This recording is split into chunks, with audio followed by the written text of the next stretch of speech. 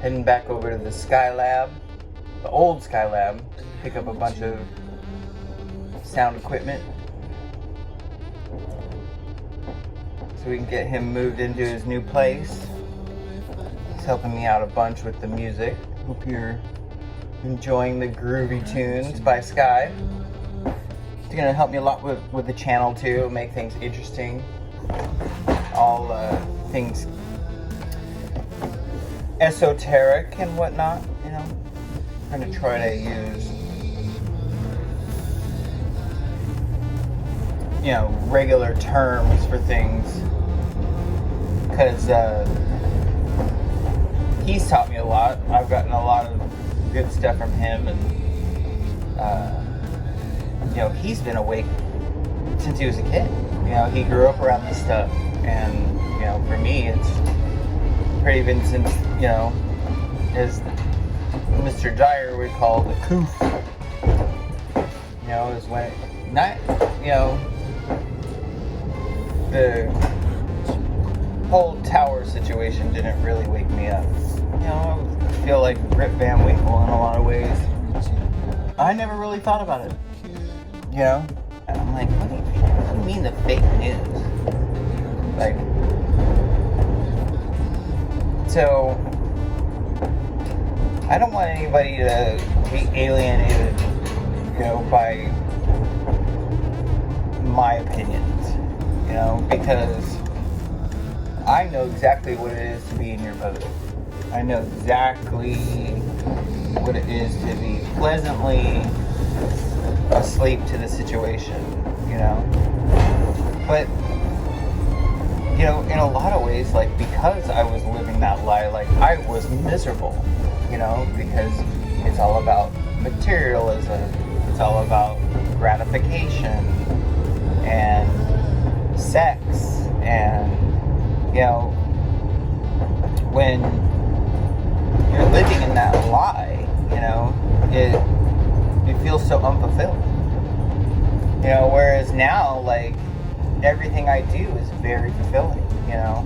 Like, I feel like I'm doing not only the Lord's work, but, like, you know, making myself, like, metaphysically happy, you know?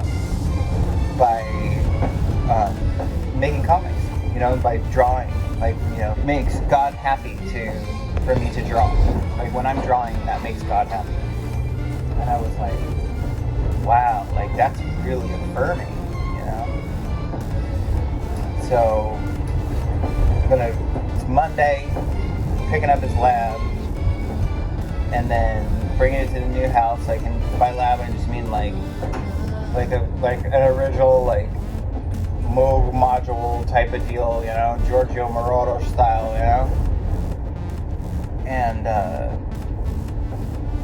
you know, as you can tell, you know, as your ears can hear, like, it's brilliant, you know, extremely talented guy, you know, and hopefully we can direct people to our artwork, you know, to his music, to my art, to my comics, and,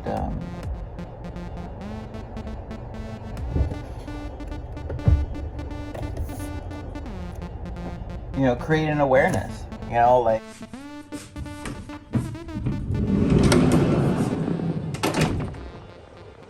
so there's the old lab. We'll get this stuff moved, and then Saturday we go to LA Comic Con. I got t-shirts printed, and I've got the ash cans printed. I gotta staple them all together. Wait till you see all this stuff. It's pretty incredible. Slap one of my Octo Gone magnets. Yeah, that's better. Octo.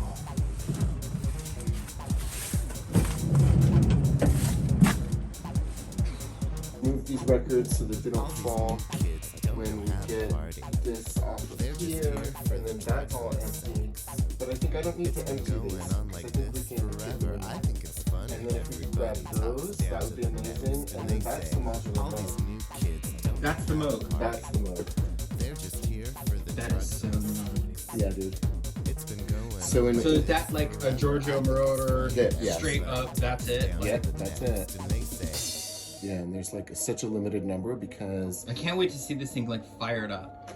Yeah, well, so what it is, and you know, I'll send you some more stuff and point out what I'm using on what, but it was the first available synthesizer, and in order to make a patch, you would take these patch cables, and you'd have to know that an envelope is opening the sound and closing it, and you would attach that to the amplifier, but you'd have to do that with a cable. And so then this would control the amplifier, and then you would also put through the amplifier the sound that you wanted to come through the amplifier so that the envelope could control it and basically... I sort of get it. Okay, so because you showed me that video on the 2800. You know, so I was watching them like make res and like change the sound and stuff like that. This was the first one, and this was like unobtainable. My dad paid $300,000 for this in 1966. Oh my gosh. What is that now? It's since there's a limited number that Bob Mose made himself.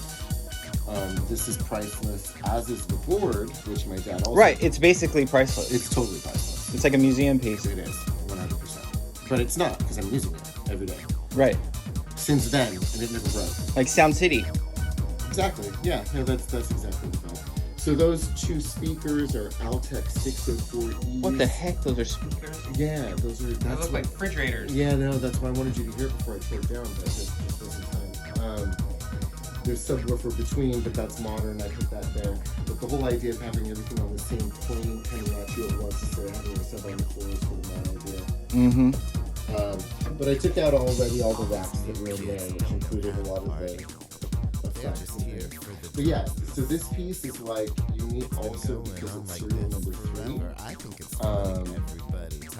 For each module, and each module is like a separate entity, and you had to buy them all separately, and then you had to buy the case separately, and then you had to like hire someone to put it together.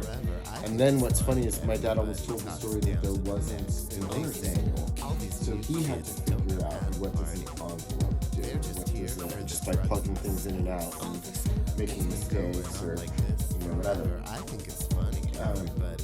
So I grew up with that. You know what I mean? Like I grew up Like your dad literally like taught you how to use that thing. He even better, he didn't, but he allowed me to use it when he wasn't there. And Right. He'd set me up, and he'd be like, because so when the Wicked Witches, the southeast came and got him for his money. My whole thing with him was okay, but I need all the equipment, and I want all the rights to all your music. Where's the serial number on this?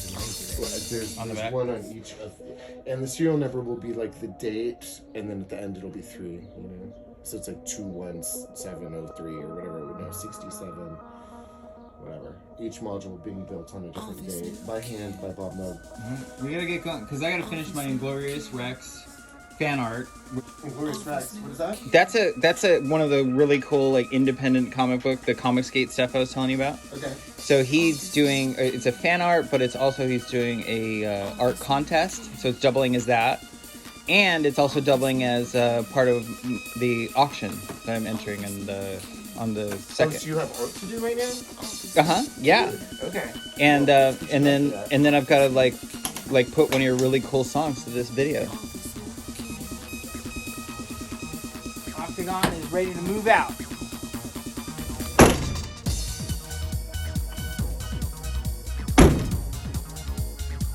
So we got all the gear. Oh yeah. I got the silk screening done. I've got the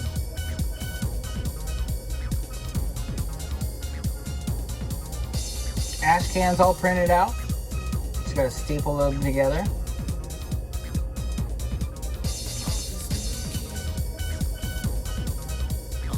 And we'll make some more fun videos.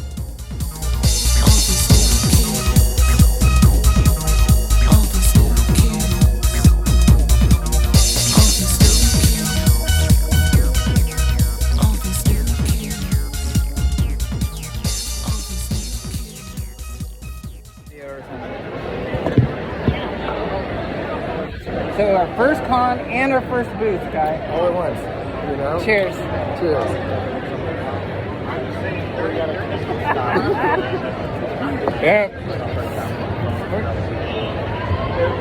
100 years of Stanley. That can't be true. Well, he would have been 100. Oh. I guess. Would have been 100? That's not how it works, really.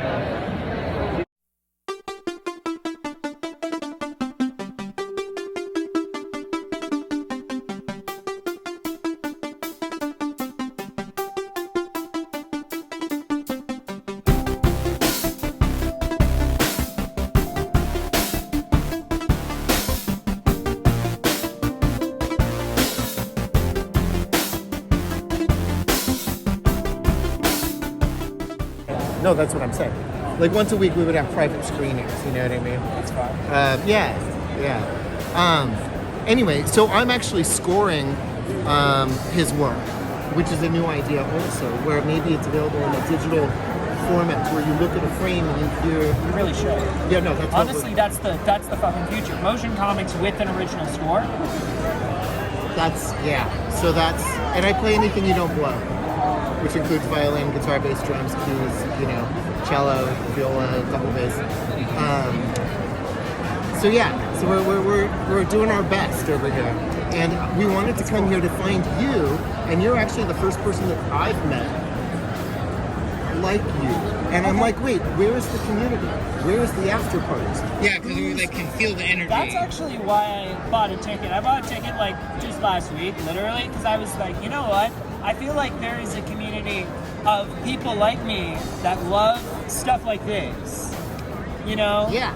That's not like superheroes. Commercially driven, and it's not like, because hey. this doesn't feel like superheroes. This feels It's like not. This feels like a different thing. Comics medium doesn't have to be. No, and eventually we've been talking about, he has an idea to do the Book of Enoch.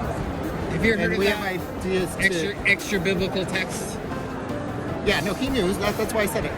I did, so thank you. Okay. Okay, so at the time of Jesus, the Book of Enoch was part of the Jewish canon. So it's something that he must have read, and something that he must have been cool with, because it's on the lines of Genesis. But it explains the angels falling, how they take human women, turn them into witches. Fallen angel. It's that. Hybrid, you know, it's the Hindu religion, the Aztec this might religion, even tie the into Egyptian it religion, eventually. and an explanation. You know what I mean? Okay, cool. So Evil we're taking, hybrid. So we're taking our spiritual leanings Wow. and putting it into our work, so that it's like, you know, Art is spiritual. dude, Oh, yeah. 100%. Yeah. You know, musicians. Yeah, 100%. That's where it comes from. Yeah. Fuck. Yeah. Cool, dude. So wait, how do we be in touch with you? Fuck, I don't know, man. What's your Instagram? Yeah, let's do Twitter? it. Let's do it. I'm on IG. I'm Kaboom Jordan. Kaboom Jordan. Kaboom Jordan. I love that. Okay, cool.